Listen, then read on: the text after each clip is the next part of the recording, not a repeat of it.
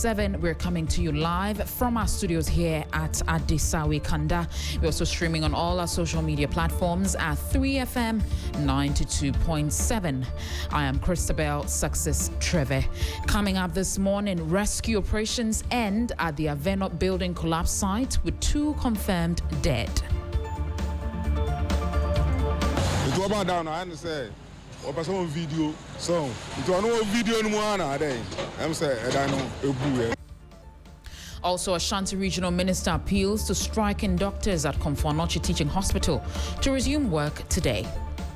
Thankfully, we've reached a resolution. However, they will make the communication themselves.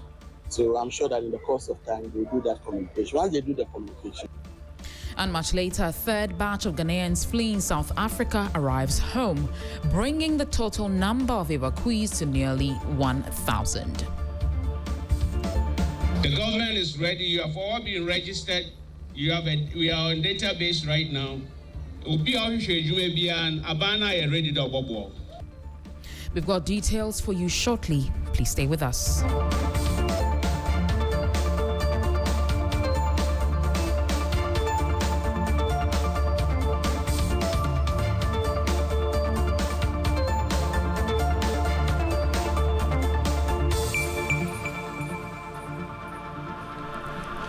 We bring you the details now. Now, 2 persons are feared dead, with 2 others currently receiving treatment after a story building collapsed at Aveno here in Accra. This is the second building to collapse in just a week, sparking concerns about public safety. Here's a report by Stanley Ni-Blow. A torrential rain in the early hours of Sunday exposed the vulnerability of yet another building in the capital, as a 3-story edifice housing several businesses tumbled down. Reports say portions of the structure first caved in, while moments later, the rest of the standing structure followed. Metallic container shops and their contents destroyed, while heavy rubble that fell on the Sudam Sahara Mosque caused it to partially cave in. 4 persons were trapped under the rubble. However, an intervention by a joint rescue team comprising the Ghana National Fire Service, the Ghana Police Service, the military, and the National Disaster Management Organization was able to initially save 2 of the victims who were sleeping in the mosque at the time of the collapse. 5 earth-moving equipment and tipper trucks were deployed to excavate and evacuate the debris, paving the way for sniffer dogs to sense humans trapped. About 4 hours into the rubble search, the body of a 3rd victim was recovered. Rabiu, a caretaker of the building, identified the victim as Wisdom. Wisdom. No, this building. But you don't go. I'm saying 1 pillar ahead and to know what's here about down to any security man. It was about down, I understand. Or some video. So, it was no video anymore. I'm saying, I know. Search has intensified for a 4th person, a sachet water vendor reported to be sleeping in front of the shops after her day's activities. The incident is the 2nd in 4 days and 3rd in the last 3 months. Vice President Professor Jenano Pukwajiman earlier visited the site to commiserate with persons affected. In a related development at Christian Village, 1 person has been reportedly been washed away by floodwaters around the Okaikwe North and Ga East boundary. The incident happened after a group of youth attempted to desilt a choked drain to prevent the area from flooding further. In the process, 1 of them was overpowered by the strong current and swept away. A search is said to be underway for the missing young man, while residents are renewing calls for immediate action. Here's a resident speaking to 3FM.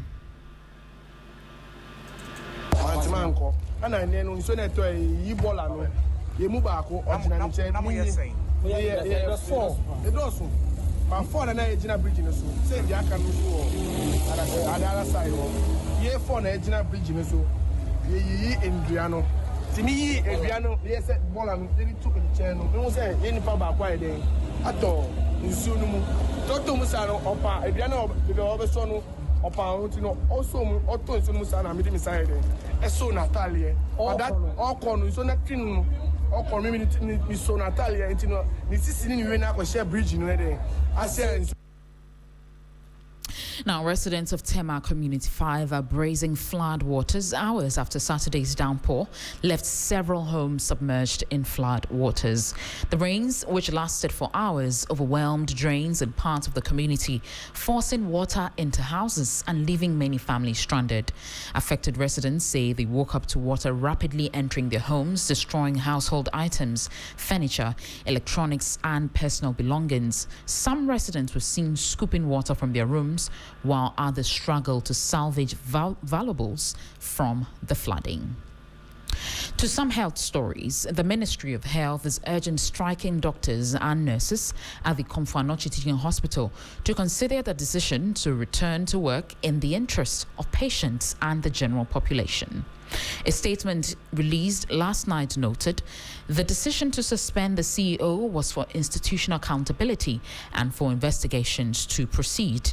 Meanwhile, Ashanti Regional Minister Dr. Frank Amoako-Hene has disclosed that a positive resolution has been reached with doctors, nurses and midwives following a crunch meeting he held with the leadership of the various associations last night. Okay, thank you very much. So, following the issues that have been happening, I spoke with the health minister, and on his direction, then to take steps to see how best we can have these issues resolved. So we came to meet with the union leaders to get their perspective and see how best we'll be able to resolve it. Thankfully, we've reached a resolution. However, they will make the communication themselves. So I'm sure that in the course of time, they'll do that communication. Once they do the communication, then we'll carry that from there. But we want to assure the public that Ashanti region is central when it comes to health delivery. But we carry the burden of both the northern, the middle, and the Ashanti itself. So Dr. Frank Amoako-Hene is Ashanti Regional Minister. Now, the third batch of Ghanaians fleeing from South Africa have arrived, bringing the total number of repatriated Ghanaians to about 1,000. During his welcome address, Deputy Minister for Foreign Affairs James Gyakye-Quayson promised government's assistance in helping them resettle and encouraged the returnees to contribute their skills and knowledge in building Ghana. In the wake of the renewed xenophobic attacks in South Africa, an initial 300 Ghanaians voluntarily registered to leave the country. Within a period of 2 months, that number rose to over 1,500 willing to escape the rapidly spreading attacks on foreign African migrants in South Africa. On June 7 and 8, the second and third batch of about 340 Ghanaians respectively arrived in Accra to a warm welcome by government officials, just like the first batch, which arrived on May 27, 2026. This brings to a total of about 1,000 citizens escaping marauding youth in South Africa. The Deputy Foreign Affairs Minister, James Gyakye-Quayson, says there is hope for the returnees. The government is ready. You have all been registered. We are on database right now.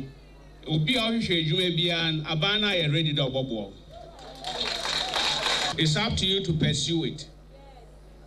Because you can cross or bomb or one. And since I want to acquire Fibia, Yamaboa boom there, South Africa Bank to Beijing.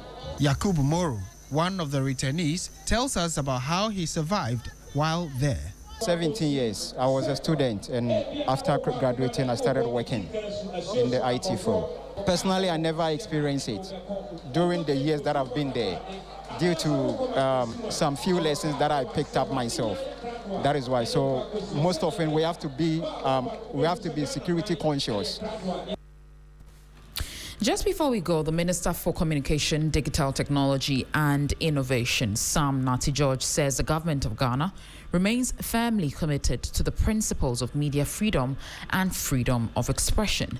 He made this declaration at the second Ghana Journalists Association's Second World Press Freedom Day Honours Night, while the group's CEO of Media General, Beatrice Ajeman, was among the outstanding industry leaders honoured.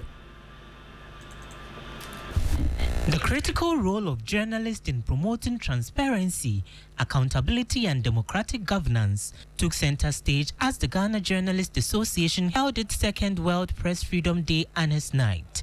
Addressing the gathering, the president of the Ghana Journalists Association, Albert Jumfor, noted that while Ghana has made significant gains in press freedom, sustaining democracy requires continued effort to protect journalists and create an enabling environment for independent media. Ghana recorded a significant improvement in the 2026 World Press Freedom Index released by Reporters Without Borders. Our country moved from 52nd position globally to 39th position and now ranked 4th in Africa from 8th position. The Minister for Communication, Digital Technology and Innovation, Sam George, speaking at the event, reaffirmed government commitment to safeguarding media freedom. His Excellency the President does not merely tolerate media scrutiny, he actually welcomes it. He understands that robust, fearless journalism is not an obstacle to development. For his part, Minority Leader Alexander Penyomakin also underscored the importance of the rule of law in protecting journalists. I call on the Director of Public Prosecutions to ensure that the decisions to prosecute in speech-related cases are subject to rigorous, independent review.